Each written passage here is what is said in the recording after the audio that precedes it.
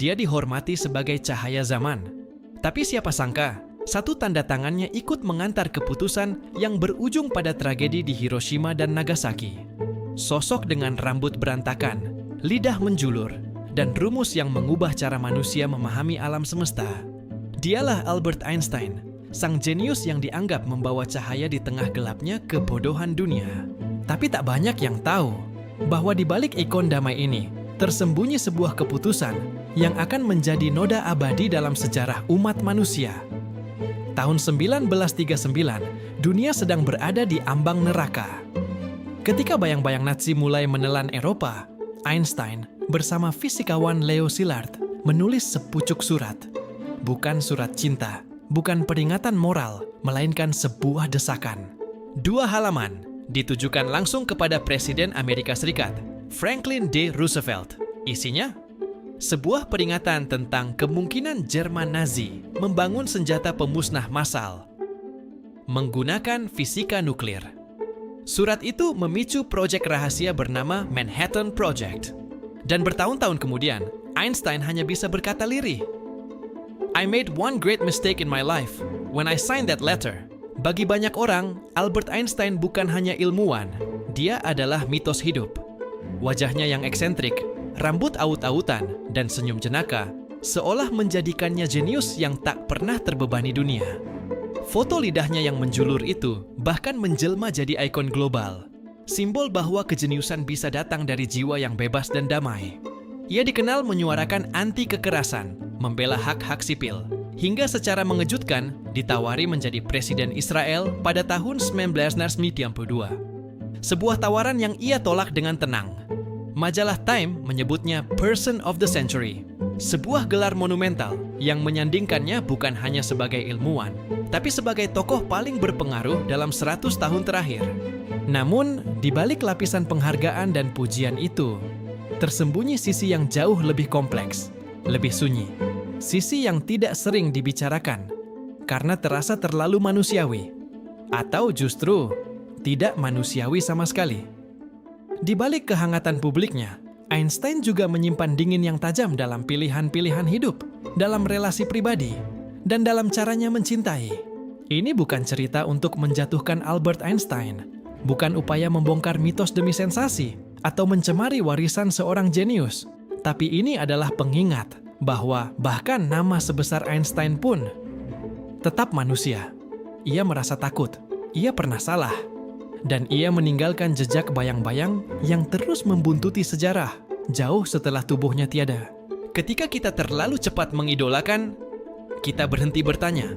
Dan ketika kita berhenti bertanya, kita berhenti belajar. Karena terkadang, pelajaran paling penting justru datang dari bagian tergelap sejarah.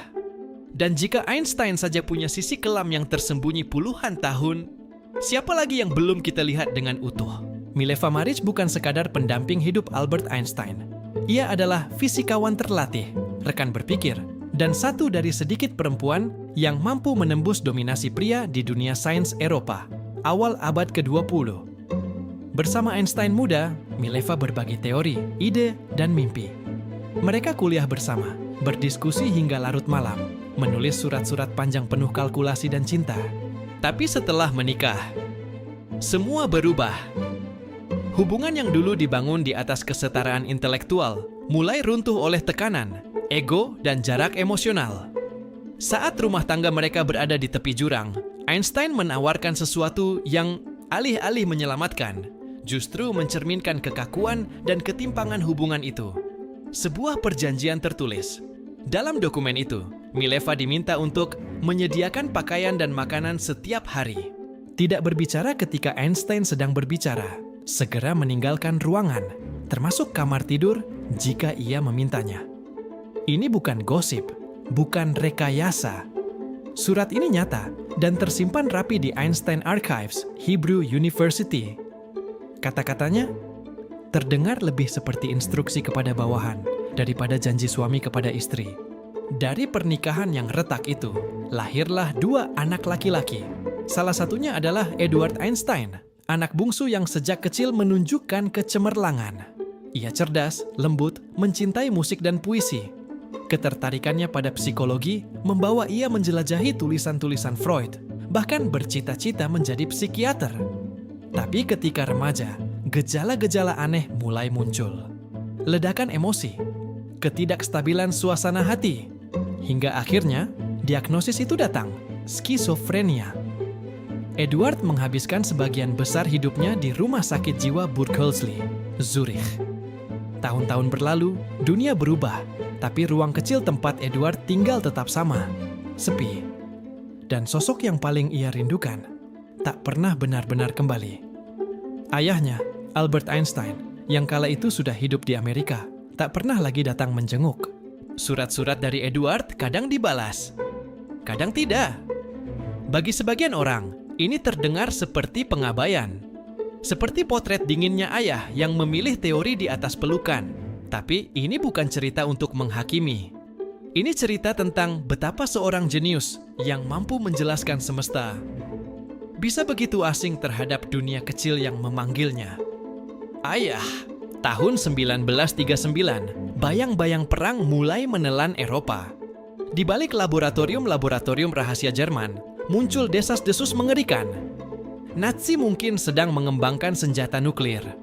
Dan di titik inilah, Albert Einstein bersama Leo Szilard dan Eugene Wigner memutuskan untuk bertindak. Mereka menulis sepucuk surat, ditujukan langsung kepada Presiden Amerika Serikat, Franklin D. Roosevelt. Tertanggal 2 Agustus 1939. Dalam surat itu, Einstein menyarankan sesuatu yang jauh dari citra damainya. Amerika harus segera memulai penelitian senjata berbasis uranium. Sebuah seruan ilmuwan untuk mempercepat penciptaan senjata pemusnah massal. Dari sinilah akar proyek Manhattan mulai tumbuh. Namun, ironisnya, Einstein tidak diikut-sertakan dalam proyek itu. Pemerintah menganggapnya terlalu pasifis, terlalu vokal, terlalu politis. Ia hanya jadi pintu pembuka, bukan tangan pembentuk. Tapi meski tak memegang cetak biru bom itu, efek dari suratnya menghantuinya seumur hidup. Ketika dua kota, Hiroshima dan Nagasaki, hangus dalam sekejap, lebih dari 200.000 nyawa lenyap. Einstein hanya bisa menatap dari jauh dan berbisik pada sejarah. It was the one great mistake of my life. Albert Einstein bukan hanya ilmuwan, ia juga seorang aktivis yang vokal. Ketika banyak tokoh diam terhadap ketidakadilan rasial di Amerika, Einstein justru berdiri paling depan. Ia menyebut rasisme sebagai penyakit orang kulit putih dan menjalin persahabatan dengan tokoh-tokoh seperti Paul Robeson dan W.E.B. Du Bois. Ia menolak nasionalisme sempit, membela hak asasi, dan berbicara tentang persatuan umat manusia di atas batas negara dan warna kulit. Dari kejauhan, ia terlihat seperti suara nurani zaman. Tapi, semakin dekat kita melihat, semakin jelas retakan-retakannya. Di ranah pribadi, Einstein jauh dari sosok penyayang. Ia dingin pada istrinya, jauh dari anak-anaknya, dan membawa beban sejarah dari surat yang menjadi awal bencana nuklir. Inilah paradoks seorang jenius. Ia bisa memahami hukum semesta, tapi kesulitan menjangkau hati manusia. Logikanya luar biasa, tapi empatinya tidak selalu menyusul. Kita sering lupa bahwa kejeniusan bukanlah bentuk tertinggi dari kebijaksanaan. Bahkan, bisa jadi jebakan ego yang membuat seseorang yakin bahwa ia selalu benar.